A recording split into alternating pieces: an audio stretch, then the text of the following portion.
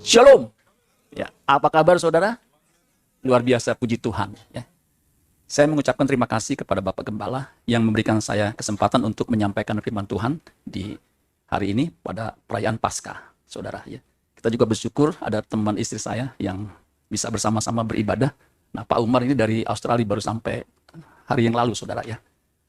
Dan puji Tuhan bisa bersama-sama beribadah.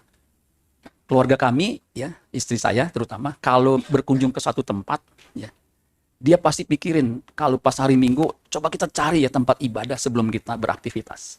Ya. Nah itu ditulis dalam renungannya tuh, ya, renungan beberapa hari lalu. Ya betul saudara, ketika kita menghadiri satu acara, ya, di hotel, istri saya langsung cari, ada nggak ya? Ada ibadah di hotel, ya, JW Marriott ternyata ada ibadah di situ. Nah kita hadir saudara. Ketika kunjung di satu tempat lagi, dia selalu mencari kalau ada hari Minggu, pasti kita beribadah. Nah, itu puji Tuhan ya, luar biasa. Karena apa? Ibadah itu penting, amin. Ya, kok sedikit saudara yang ibadah itu penting. Karena mengandung janji bukan hanya hidup saat ini, tapi juga hidup yang akan datang. Ya. Bersyukur kita bisa beribadah pada kesempatan kali ini. Tema khotbah saya pada hari ini adalah Yesus Anak Domba Paskah. Apa judulnya? Nah, Yesus Anak Domba Paskah. Saudara, apa yang dimaksud dengan Yesus anak domba Paskah? Nah, itu pertanyaan penting, saudara.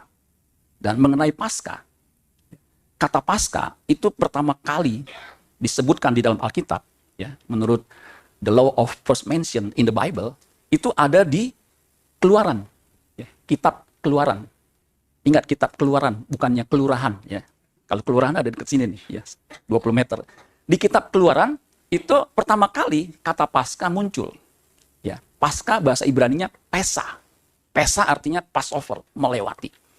Nah, untuk itu kita lihat ya satu ayat karena waktu, saudara nanti bisa baca di Keluaran 12 ayat 1 terus sampai berapa ayat begitu. Saya sudah tuliskan di situ. Keluaran pasal 12 ayat 5. Nah, di situ ada kata anak domba. Ya. Dikatakan Keluaran 12 ayat 5 yang tadi di itunya ya, PowerPoint-nya. Anak dombamu itu harus jantan. Harus apa? Jantan. Jadi mempersembahkan domba pada waktu perintah itu adalah harus jantan. Tidak bercela. Tidak apa? Bercela. Artinya tidak ada cacatnya. Nggak boleh buta. Nggak boleh timpang. Nggak boleh budek. Ya, kalau domba budek, kita bisa taunya dari mana? Ya nggak tahu lah ya. Pokoknya nggak boleh cacat. Berumur setahun. Nah, untuk ukuran domba, umur setahun tuh puncaknya saat dewasanya. Kalau manusia, puncak umur dewasa pada saat puncak-puncaknya kuat-kuatnya umur berapa? Ada yang tahu? Umur berapa? 18. Menurut medis, ya, usia yang paling puncak seorang pria itu 30 tahun, ya, atau 33 tahun. Ya. Saya juga menyadari ketika umur 30 tahun itu fisik saya lagi kuat, karir saya lagi memuncak, ya. Nah, di situ saudara. Kemudian dikatakan kamu boleh ambil domba atau kambing. Jadi opsinya boleh domba atau kambing. Nah, itu perintah, ya, kepada bangsa Israel sebelum Tuhan menghajar bangsa Mesir dengan tulah. Ada berapa tulah? 10. Nah, tulah ke-10 adalah kematian anak sulung. Ya, anak sulung baik manusia maupun hewan. Itu tulah saudara. Ya. Nah, bagi bangsa Israel, kalau rumah-rumah orang Israel itu diolesi oleh darah, yang tadi itu anak domba itu disembelih, kemudian darahnya diolesin. Nanti ketika ada malaikat maut, ketika Tuhan lewat, ya, anak sulungnya itu dibebaskan. Malaikat itu melewati. Ya. Sedangkan kalau tidak ada darah yang diolesin di ambang pintu, itu nyawa dari anak sulung itu akan diambil. Ya, itu kurang lebih seperti itu. Dan kalau saudara baca nanti, itu betul terjadi ratapan yang luar biasa. Seluruh anak sulung, bahkan mulai dari anak sulung Raja Mesir itu tewas. Ya, itu tulah yang luar biasa. Sehingga bangsa Mesir mau nggak mau, termasuk Firaun, itu tidak bisa menahan lagi. Bangsa Israel harus keluar. Nah, itu tulah ke-10, di mana ya peristiwa terjadinya kematian anak sulung sehingga bangsa Mesir bisa keluar dari Kanaan. Nah, peristiwa itu oleh Paulus itu ditulis di dalam 1 Korintus pasal 5 ayat 7. Nah, 1 Korintus 5 ayat 7 itu saudara sekalian, konteksnya adalah ketika jemaat Korintus itu melakukan dosa yang luar biasa. Ya, dosa yang menurut saya ya itu di luar nalar. Terjadi perzinahan antara keluarga. Begitu. Nah, dia tulis begini, 1 Korintus 5 ayat 7. Buanglah ragi yang lama itu supaya kamu menjadi adonan yang baru. Sebab kamu memang tidak beragi. Sebab anak domba Paskah. Jadi dikutip tuh. Keluaran 12 dikutip. Anak domba Paskah kita juga disembelih, yaitu Kristus. Ya. Jadi peristiwa keluarnya bangsa Israel dari Mesir, di mana diakhiri dengan kematian anak sulung, nah itu kan peristiwa Paskah. Ya. Nah peristiwa Paskah itu dilembagakan. Makanya kalau kita lihat judul perikop Keluaran 12 itu, judulnya adalah The Institution of Passover atau The Passover Instituted. Artinya perayaan Paskah itu dilembagakan, artinya dilestarikan, dirayakan. Nah, pada zaman Yesus mati itu persis hari Paskah. Nah, Paulus itu mengkaitkan peristiwa Paskah di Perjanjian Lama, ya. Karena setelah itu dirayakan, ada 3 hari raya besar, Paskah, roti tidak beragi. Roti tidak beragi itu rangkaian dari Paskah. Kemudian hari raya 7 minggu, kemudian hari raya Pondok Daun. Nah, Paulus ini mengutip saudara. Dia bilang, buanglah ragi yang lama itu. Ragi itu punya double meaning, punya 2 makna. Makna positif maupun negatif. Nah, di sini ragi yang dimaksud adalah dosa. Makanya terjemahan bahasa Indonesia masa kini itu dengan jelas mengatakan, buanglah dahulu ragi yang lama itu, yaitu ragi dosa. Supaya kalian menjadi seperti adonan yang baru, bersih dari ragi dosa yang lama. Dan saya tahu bahwa kalian memang demikian. Kenapa kita bisa membuang ragi yang lama, dosa itu? Kenapa? Sebab dikatakan, sebab perayaan Paskah kita sudah siap. Karena Kristus yang menjadi sebagai domba Paskah kita sudah dikorbankan. Jadi kalau tidak ada korban Kristus di kayu salib, kita tidak punya kemampuan untuk bisa menang terhadap dosa. Saya ulangi, nggak ada amin masalahnya. Kalau Yesus tidak mati di kayu salib, kita tidak punya potensi kemampuan untuk menang terhadap dosa. Tapi dengan kematian Yesus di kayu salib, kita semua diselamatkan. Punya potensi hidup benar. Tidak bercacat, tidak bercela. Kalau Yesus tidak mati, semua manusia meluncur masuk neraka. Mulai dari Adam sampai nanti manusia yang terakhir. Jadi peristiwa Paskah itu punya makna yang luar biasa yang kita harus pahami. Karena bukan satu kebetulan Yesus itu disalib pada hari raya perayaan Paskah. Jadi peristiwa Paskah pada bangsa Israel pada zaman Mesir waktu itu ternyata adalah tipologi. Coba katakan tipologi. Tipologi itu bayangan saudara sekalian. Karena wujud aslinya itu adalah Kristus. Ya. Makanya saudara sekalian, darah itu luar biasa. Darah anak domba pada waktu itu bisa membebaskan dari kematian.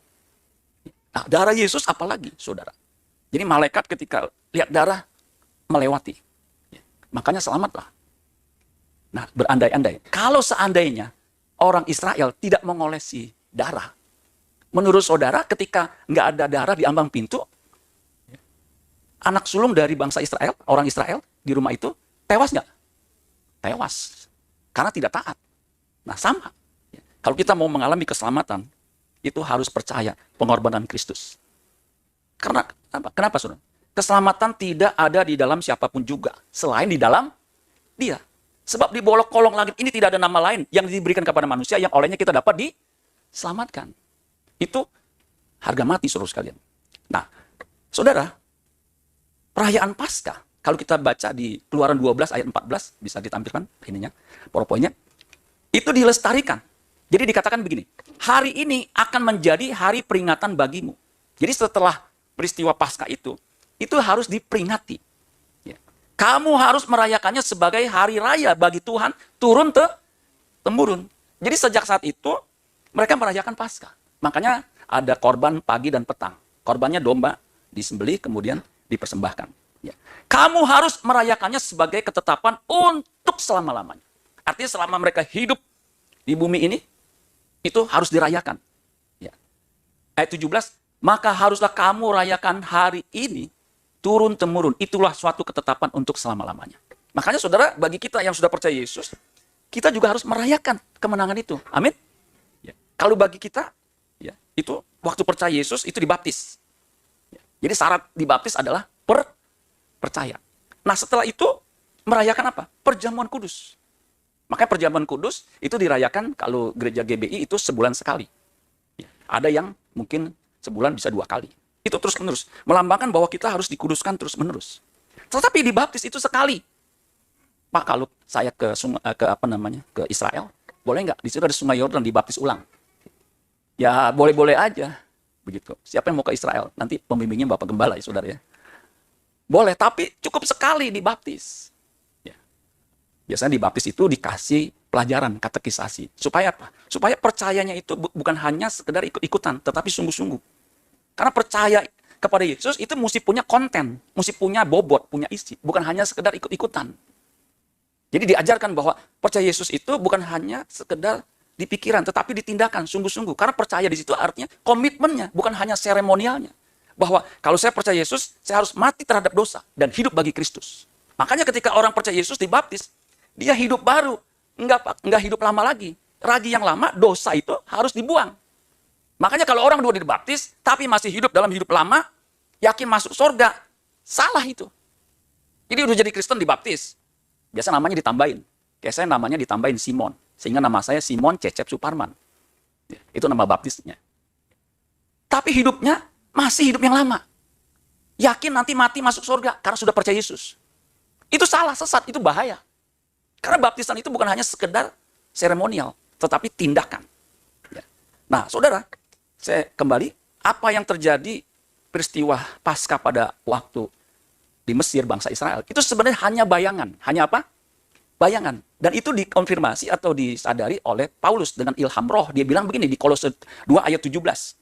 Kolose 2 ayat 17, bisa tampilkan.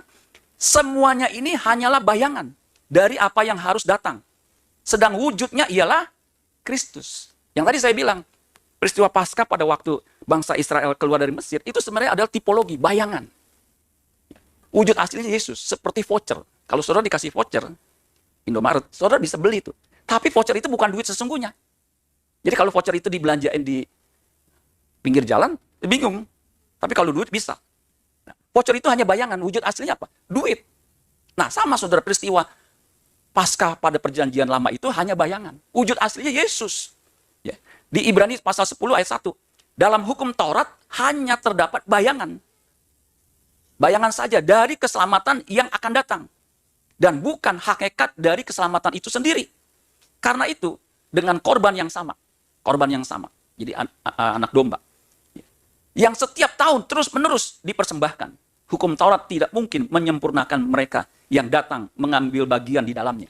Ya, so, terus baca ya. Jadi itu hanya bayangan. Tetapi hakikatnya, prinsipnya sama. Kalau percaya atas darah itu, akan diselamatkan. Ya, kalau kita lihat, ya, perjanjian lama, perjanjian baru itu memuncak kepada Yesus. Karena itu bayangan tipologi bahwa kalau percaya ada darah kemudian diteteskan, maka Passover dilewati. Ya, bisa diklik. Nah, jadi saudara sekalian, perjanjian lama itu sama prinsipnya percaya kepada Yesus, kepada Allah yang mau berkorban ya, dengan mengirimkan putra tunggalnya. Karena begitu besar kasih Allah akan dunia ini sehingga dikaruniakannya anaknya yang tunggal. Supaya setiap orang yang percaya kepadanya tidak binasa. Yesus mati di kayu salib. Itu adalah hikmat Allah yang sempurna. Bagaimana Allah bisa menyelamatkan manusia yang jatuh dalam dosa. Karena ketika Tuhan memerintahkan kepada Adam, semua pohon dalam taman ini boleh kau makan buahnya dengan bebas. Tetapi pohon pengetahuan yang baik dan jahat itu, jangan kau makan buahnya. Sebab pada waktu kamu makannya, kamu pasti mati. Adam dan Hawa makan, mati. Memang nggak saat itu juga, saudara sekalian. Tapi tidak bisa hidup selama-lamanya, mati. Nah, karena kematian, karena upah dosa maut, maka mau nggak mau mesti ada korban. Korban apa? Penebusan, pertukaran, substitute. Dan itu hanya dimungkinkan kalau ada korban yang sempurna, yang tidak bercacat, tidak bercela. Makanya kalau kambing domba yang dipersembahkan itu tidak boleh bercacat, tidak bercela. Kristus juga yang dikorbankan tidak bercacat, tidak bercela. Itu baru bisa dikorbankan. Kalau domba yang tidak bercacat, tidak bercela, baru disembelih. Baru dibakar. Kemudian baunya itu menjadi harum di hadapan Tuhan. Nah, sama saudara sekalian. Ketika kita percaya Yesus sebagai Tuhan dan Juru Selamat, kita harus mempersembahkan tubuh kita. Amin. Tidak bercacat, tidak bercela. Sebagai korban yang hidup, yang kudus, dan yang sempurna. Sama seperti Yesus. Dia hidup sejak dia ada di bumi ini. Benar. Makanya Yesus berani berkata begini, siapa di antaramu yang membuktikan aku berbuat dosa? Dia sampai berani berkata begitu. Bahkan sampai di kayu salib, dia itu dinyatakan tidak terbukti bersalah. Pontius Pilatus itu memeriksa sampai 3 kali. Aku tidak menjumpai kesalahan apapun padanya. Yohanes 18 ayat 38. Yohanes 9 ayat 4 dan 6. Sama diperiksa lagi sampai 3 kali. Sehingga Yesus terbukti tidak bersalah. Dia yang tidak bersalah, tidak mengenal dosa, dijadikan dosa. Supaya kita yang berdosa, itu dibenarkan di hadapannya. Amin, saudara sekalian. Itu satu prinsip yang logik. Yang bagi kita yang terpanggil, itu kita harus terima konsep itu. Makanya kita yang percaya, hidup kita juga harus benar. Jangan hanya sekedar percaya. Harus mati bagi dosa. Sebagaimana Yesus ketika disalib, itu benar-benar mati. Jadi ada yang mengatakan Yesus itu nggak mati, hanya mati suri, dikubur kemudian dibangkit lagi. Enggak. Dia benar-benar mati. Ada satu penelitian dari Universitas Medis, ya, namanya Baylor University Medical Center. Ini para patologis dan clinician itu meneliti. Dengan teliti, dia simpulkan. Yesus itu secara forensik patologis itu betul-betul mati. Ada 6 penyebab Yesus mati yang memang tidak bisa dipungkiri. Yang pertama, Yesus mengalami yang namanya pulmonary embolism. Pulmonary embolism itu suatu kondisi di mana satu arteri, ya, pembuluh darah di paru-paru, itu terhalang. Kenapa bisa terhalang? Karena terjadi pembengkakan di bagian tubuh yang lain, terutama bagian kaki. Dan itu betul, ketika Yesus disalib, ada berapa paku yang menancap di tubuhnya? 3. Kanan, kiri, tangan, kemudian kaki. 3. Kemungkinan itu, pembekuan itu di kaki. Karena pakunya itu besar. Ya. Yang kedua, Yesus mengalami cardiac rupture. Apa itu? Pemecahan jantung. Jadi jantungnya robek atau pecah. Ya. Yang ketiga, mengalami suspension trauma. Suspension trauma itu kondisi di mana tubuh dibiarkan tegak beberapa saat yang menyebabkan kematian. Kenapa Yesus harus tegak begini? Karena tangannya disalib, kakinya disalib. Punggungnya babak belur, hancur lebur. Sehingga kalau dia bergerak itu sakit luar biasa. Jadi orang dikondisikan seperti itu bisa menyebabkan kematian. Yang keempat, Yesus mengalami sesak napas atau aspisiasi. Itu sesak napas kenapa? Biasanya sesak napas kita kan itu karena apa? Asap, karena terpapar mungkin limbah kimia atau apapun. Atau kita sesak napas karena apa? Bau sebelah kiri kanan kita, begitu saudara ya. Kalau sesak napas kondisi itu dibiarkan, oksigennya berkurang, mati. Yang kelima, Yesus juga mengalami namanya fatal step wound. Artinya luka yang fatal yang menyebabkan kematian. Luka tusuk. Lambungnya ini ditusuk dari bawah. Keluar apa saudara? Air. Bukannya darah, air. Darahnya udah habis. Darah manusia kan 5-6 liter. Ketika Yesus dicambuk itu sambil jalan, itu darahnya udah jauh berkurang. Sehingga ketika ditusuk, keluarnya air. Yang terakhir, Yesus itu mengalami shock. Karena kehilangan darah, akibatnya oksigennya ke otak nggak ada. Dan akhir tewas. Jadi saudara, Yesus itu benar-benar mati. Nah bagi kita harus mati terhadap manusia lama kita. Baru menjadi persembahan yang kudus yang berkenan kepada Allah. Dan ini memang saudara sekalian, untuk bisa hidup benar itu tidak mudah. Harus berjuang. Makanya ketika ada orang yang bertanya kepada Yesus, sedikit sajakah orang yang diselamatkan? Yesus tidak menjawab sedikit atau banyak. Dia berkata apa? Lukas 13 ayat 24. Berjuanglah untuk masuk melalui pintu yang sempit itu. Sebab banyak orang berusaha, tapi tidak dapat masuk. Jadi kalau hanya sekedar, ya udahlah, berusahalah. Nggak bisa, harus berjuang. Untuk keluar dari dosa ini, manusia lama ini, saudara. Nah, saudara sekalian, kalau kita bandingkan, pasca di perjanjian lama, itu keluarnya bangsa Israel dari Mesir ke Kanaan. Ya. Dengan terakhir korban pasca itu, ya, saudara sekalian, kemudian merayakan roti tidak beragi setelah itu menunjukkan bahwa bangsa Israel keluar dari Mesir, menuju ke Kanaan. Ya, bisa ditampilkan. Jadi itu perjalanan bangsa Israel sampai ke Kanaan. Sedangkan kita, bagi umat perjanjian baru kita, ya, kita enggak, rumah kita itu atau kota kita itu bukan Yerusalem yang sana, tapi Yerusalem baru. Makanya kalau kita bukan menempuh perjalanan ke Kanaan, tetapi kita menempuh perubahan supaya kita bisa sampai ke Kanaan yang baru, yaitu di langit baru dan bumi yang baru. Caranya gimana? Kita harus melembagakan gaya hidup Paskah. Yaitu hidup tidak bercacat, tidak bercela. Amin, saudara sekalian. Kalau kita tidak melembagakan hidup tidak bercacat, tidak bercela, saudara tidak mungkin masuk dalam kerajaan surga. Karena masuk dalam kerajaan surga itu bukan hanya sukar, tapi mustahil. Tetapi apa yang mustahil bagi manusia, tidak mustahil bagi Allah. Ini masih yang perjanjian lama. Coba perjanjian baru. Jadi perjanjian baru itu, umat perjanjian baru, itu menempuh perubahan. Amin. Maka jadi Kristen harus berubah. Harus berubah. Manusia lama menjadi manusia baru. Bukan hanya sekedar statusnya sebagai anak Allah, tetapi keberadaannya harus menjadi anak Allah. Harus benar-benar benar. Dan itu tidak mudah. Kita harus berjuang. Amin, saudara sekalian. Sehingga kalau boleh saya simpulkan, apa artinya Yesus sebagai anak domba Paskah? Apa implikasinya secara teologis dan praktis? Ya. Ini bisa diklik ya. Bisa dibantu saudara ya, biar karena dengan adanya PPT itu kita melihat sambil terus dijelaskan ya. Jadi kita mesti ngerti implikasinya. Implikasi itu keterkaitannya dengan kita. Peristiwa Paskah perjanjian lama sebagai tipologi bayangan, kemudian Paskah yang sesungguhnya hakikatnya, itu implikasinya secara teologis dan praktis terhadap kita itu apa? Ya, tadi saya sudah jelaskan, ya, singgung-singgung. Nah, saya akan lebih tegas lagi, saudara sekalian. Di Ibrani pasal 5 ayat 7, bisa klik. Itu ada narasi yang menurut saya gaya hidup yang kita harus lembagakan, gaya hidup Kristus. Itu dijelaskan. Dalam hidupnya sebagai manusia, Yesus itu manusia sepenuhnya. Ia telah mempersembahkan doa dan permohonan dengan ratap, tangis, dan keluhan kepada Dia yang sanggup menyelamatkannya dari maut. Maut itu kematian kekal, saudara. Dan karena kesalehannya, karena apa? Kesalehannya, ia telah didengarkan. Dan sekalipun ia adalah anak, ia telah belajar. Coba katakan belajar. Menjadi taat dari apa yang dideritanya. Ayat 9. Dan sesudah ia mencapai kesempurnaannya, ia menjadi pokok keselamatan yang abadi bagi semua orang yang taat kepadanya. Jadi kita juga harus taat, baru kita bisa mengalami perubahan hidup seperti Kristus. Makanya saudara sekalian, hidup kita yang kita harus lembagakan bagaimana hidup tidak bercacat, tidak bercela. Memang hidup kudus, ya, tidak bercacat, tidak bercela itu abstrak. Tetapi konkretnya, orang yang benar-benar menjadi anak Allah hidup benar, itu tidak melukai sesamanya, tidak melukai istrinya, tidak melukai suaminya. Itu kelihatan begitu. Jangan sampai hidup kita jadi Kristen tapi berduri. Jadi membuat orang susah. Saya pernah besuk seorang, ya, sakit, pria ini. Ini udah kedua kalinya.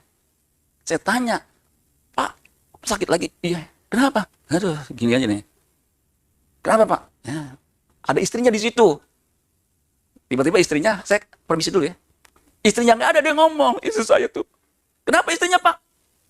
Aduh, saya kan TBC, bengek. Jadi TBC bengek. Jadi kalau saya capek sedikit, itu saya kolaps. Saya bilang sama istri saya, dia jualan ya, di rumah begitu buka toko. Jadi saya habis makan, istirahat sebentar, kemudian nanti lanjut lagi buka. Enggak dikasih.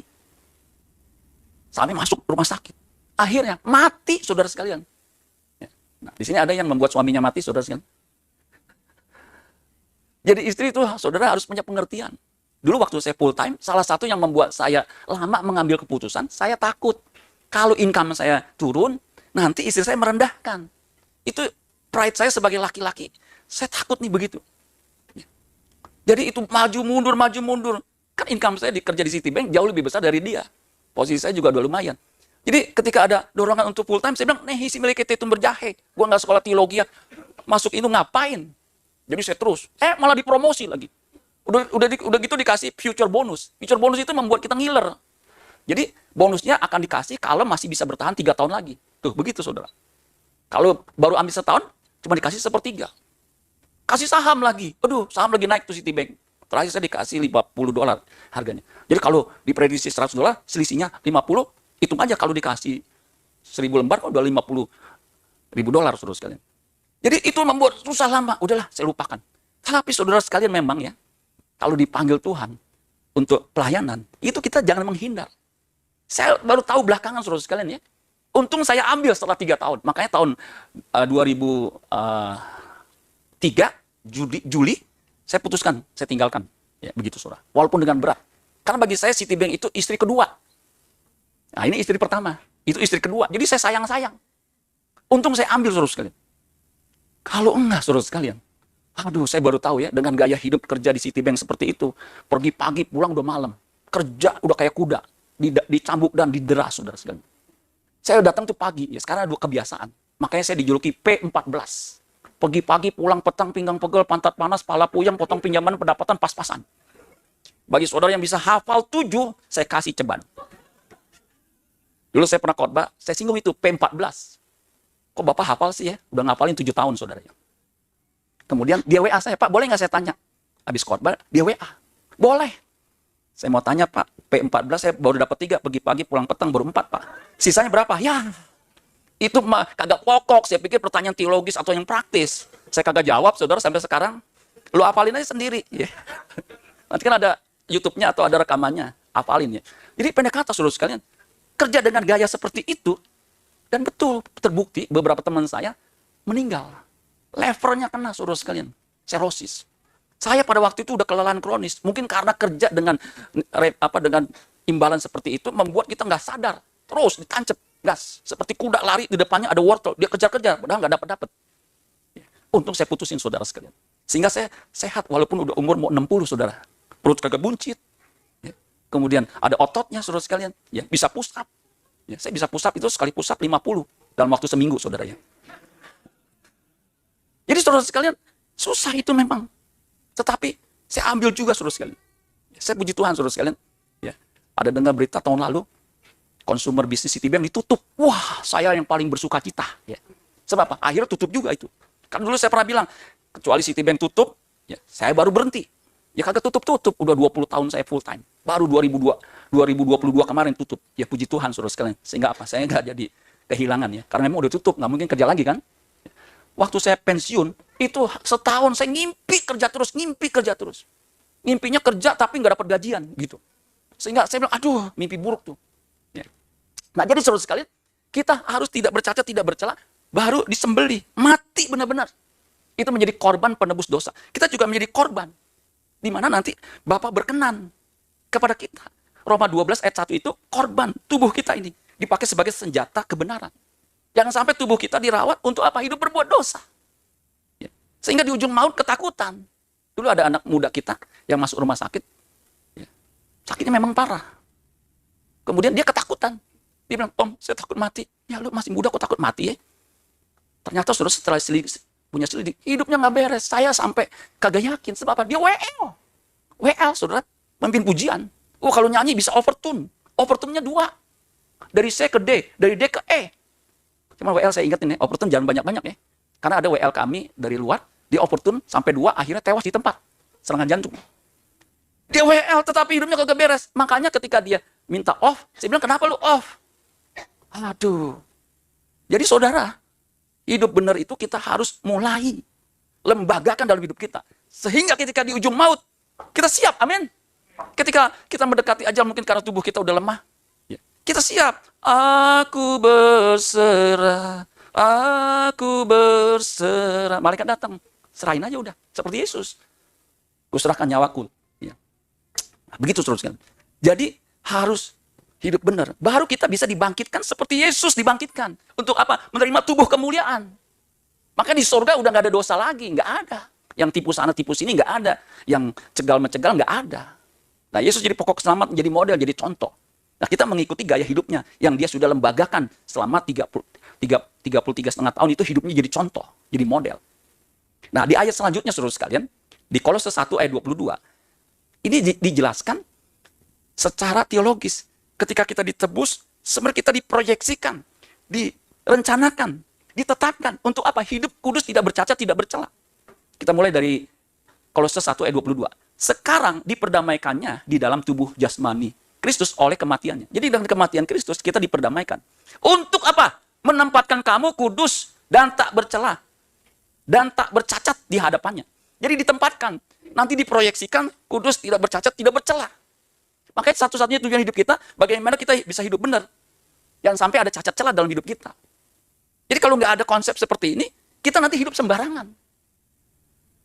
Sebab itu kamu harus bertekun dalam iman. Mesti tekun.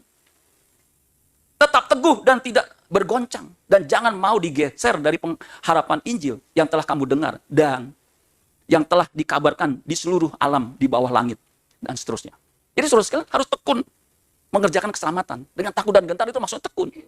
Efesus 1 ayat 4. Sebab di dalam Dia Allah telah memilih kita sebelum dunia dijadikan. Supaya kita apa? Kudus dan tak bercacat di hadapannya. Jadi kita ini diproyeksikan supaya mencapai standar kudus, tidak bercacat, tidak bercela seperti Yesus. Itu yang disebut dengan segambar dan serupa dengan Allah. Memang ketika manusia diciptakan, itu standarnya yang diinginkan Allah segambar serupa. Segambar serupa itu maksudnya mempunyai pikiran perasaan seperti yang dimiliki oleh Allah. Apa yang dilakukan Allah, yang dikehendaki, itu yang dilakukan. Dan itu harus kita lembagakan menjadi filosofi. Seperti Yesus. Dia punya filosofi, Yohanes 4 ayat 34. Makananku ialah melakukan kehendak Dia yang mengutus aku dan menyelesaikan pekerjaannya. Itu menjadi makanannya. Makanan saudara apa? Capcay, puyung hai, siomay, barongsai. Itu mah makanan jasmani. Itu jangan jadi persoalan, amin. Karena kerajaan Allah bukan soal makan, soal minum, amin. Jadi soal makan minum jangan jadi persoalan. Saya di rumah, makanan, minuman itu bukan persoalan. Di meja makan, apapun saya makan. Ada babi hong, saya makan. Babi kecap, saya makan. Babi merah, saya makan. Bahkan kalau ada babi ngepet pun saya makan. Karena itu bukan persoalan buat saya. Minuman juga nggak ada masalah. Apalagi kalau waktu menikah, istri saya bilang begini. Nanti kalau kita menikah, jangan suruh saya masak. Kenapa? Saya kalau disuruh masak, bukan hanya marah. Murka. Karena saya nggak bisa masak. Begitu. Jadi saya memang tidak pernah suruh dia masak. Sebab apa? Takut murka. Ketika pensiun, dua-dua pensiun, dia nggak mau makan micin, mau nggak mau, mesti masak. Kalau masak di rumah nggak pernah masak, dapur kayak kapal pecah, saudara. Nah, itu jadi persoalan. Yang luar biasa kalau habis masak, kemudian matang, nanya, enak nggak, Cep? Belum dicobain, udah nanya, enak nggak, Cep? Nah, untuk menghibur dia, saya bilang enak. Keasinan nggak? Enggak. Kayaknya keasinan nih? Enggak. Ah, asin? Enggak. Lu tambahin nasi lebih banyak, jadi nggak keasinan. Jadi saya makan aja, apapun. Yang penting cepet-cepet begitu, terus minum. Nah, udah kelar kan? Dia senang, saya senang, betul gak? Kalau mau makan enak, di kondangan. Makan enak. Di rumah, udah makan seadanya.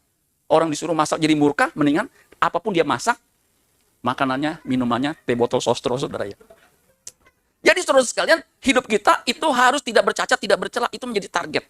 Sama dengan hidup saleh seperti Yesus, baru didengarkan, baru dibangkitkan. Makanya, slide yang terakhir dari belakang, hidup saleh itu harus jadi lembaga, harus kita lembagakan dalam hidup ini. Nah, kekristenan ini dirusak oleh teologi kemakmuran. Kekristenan itu ditawarkan bagaimana bisa menjadi kaya. Makanya jadi Kristen tadinya naik sepeda, nanti naik motor, naik mobil rodanya 4, naik mobil nanti naik yang lebih mahal, Alphard. Atau terus, naik apa? Terus. Baru jadi Kristen. Salah. Nanti apa? Harus kaya. Korupsi. Korupsi banyak banget lagi, 271 triliun. Sampai saya geleng-geleng kepala. Ini duit kalau dapat begini mah 7 turunan, 8 tanjakan, 9 tikungan, 10 solokan kagak habis-habis. Yang saya terus ikutin, sebab saya bingung ya. Ini memang orang muda kok bisa kaya begini. Anaknya ulang tahun, dikasih private jet. 12 penumpang, harganya 300 miliar. Buset ya. 300 miliar dibeli Avanza, itu berapa biji saudara? Bukan berapa biji, Pak, berapa ratus. Ternyata uang dari korupsi. Kemungkinan itu salah konsepnya. Karena tidak melembagakan hidup benar. Kalau kita kan duit seperak aja tuh kita nggak boleh colong di kantor, betul nggak? Nggak boleh. Saya waktu kerja Citibank tanda tangan, namanya kondak apa begitu ya, etik kondak, nggak boleh segala macam. Bahkan terima pulpen yang Montblanc dulu waktu itu sebelum krisis 700.000 itu mesti declare. Ini dari klien atau dari apa namanya itu, biasanya pemasok begitu, kan kasih kan, declare, nggak boleh. Sebab apa? Itu melanggar. Nah sama kita juga begitu. Kalau ada timbul sesuatu yang udah mulai, aduh, kita bertobat, amin. Nah itu lembaga hidup saleh. Karena hidup saleh kita, bukan yang ini yang paling terakhir. Hidup saleh itu standarnya tinggi. Yesus berkata, ya, jika hidup keagamanmu tidak lebih benar daripada hidup keagamaan ahli Taurat dan orang Farisi, sesungguhnya kamu tidak akan masuk dalam kerajaan sorga. Artinya kalau hidup kita nggak benar, melebihi dari ahli Taurat dan orang Farisi, nggak masuk dalam kerajaan sorga. Kalau terjemahan Borneo mengatakan begini, ya, kamu tidak akan memasuki kerajaan surga jika kesalehanmu tidak lebih daripada kesalehan ahli Taurat dan orang Farisi. Jadi kita harus benar-benar saleh. Amin, saudara sekalian. Baru bisa dibangkitkan hidup kekal. Karena manusia ini punya kecenderungan berdosa. Yang oleh Bapak Gereja dikatakan non posse non peccare. Tidak bisa tidak berbuat dosa. Bahkan untuk bisa hidup benar, Paulus mengatakan kepada anak didiknya, itu mengalami aniaya. Jadi harus berjuang. Jadi hidup suci, hidup saleh itu tidak bisa mendadak. Nggak bisa. Ujuk-ujuk mendadak suci. Nggak bisa. Harus diperjuangkan. Kalau kaya bisa nggak mendadak? Bisa. Kena lotre 1 triliun, kaya nggak? Kaya. Tapi kalau orang nggak siap kaya, kena lotre 1 triliun, dalam waktu 6 tahun, miskin lagi. Sebab tidak bisa mengelola keuangan. Tapi kalau bisa mengelola keuangan, mungkin bisa bertahan. Mendadak kaya bisa nggak? Kawinin anak konglomerat, kaya lu. Itu mendadak. Kalau mendadak dangdut bisa nggak? Ada tuh filmnya, 2006, waktu saya lihat, mendadak dangdut. Dia biasa nyanyi pop, nyanyi rock, karena diudak-udak, disangka bawa narkoba, lari ke kampung. Nah, di kampung, kebetulan ada hajatan, lagu dangdut. Ya, nggak ada penyanyinya. Dia nyanyi, bisa nggak? Bisa nggak? Bisa nggak ini mendadak dangdut? Coba C, bisa nggak? Nggak mudah. Untuk C ya. Saya nih jarang nyanyi dangdut. Kalau suruh mendadak dangdut, bisa nggak? Perajana, Perajana, ini lagunya. Lagu apa? Oh, bisa mendadak dangdut loh. Tapi untuk hidup saleh, nggak bisa mendadak. Harus dilembagakan, harus terus-menerus berjuang. Nggak bisa. Saya gara-gara lagu Perajana, waktu acara kawinan teman istri saya dapat voucher 500.000, lumayan. Terus saya agak malu ya, waktu dibikin kuis begitu. Ini lagu apa? Saya bilang, ini mah lagunya waktu saya kecil pernah denger nih, lagunya Oma Irama. Betul nggak? Saya lanjut, Bapak sini maju ke depan. Wah, jadi maju. Coba nyanyi Bapak. Waduh, gue lupa nih, lagu apa nih? Udah sekenanya aja saya bilang, Perajana. Mendadak saya dangdut, dapat gopek ceng. Saya kasih ke istri saya, lumayan buat nuker tadi angpau. Tapi untuk hidup saleh, nehisi melekat itu berjahit. Harus berjuang, amin. Harus kita kerjakan keselamatan dengan takut dan gentar. Baru nanti di ujung maut, kita siap menghadap Tuhan di kekekalan. Amin buat firman Tuhan. Tepuk tangan buat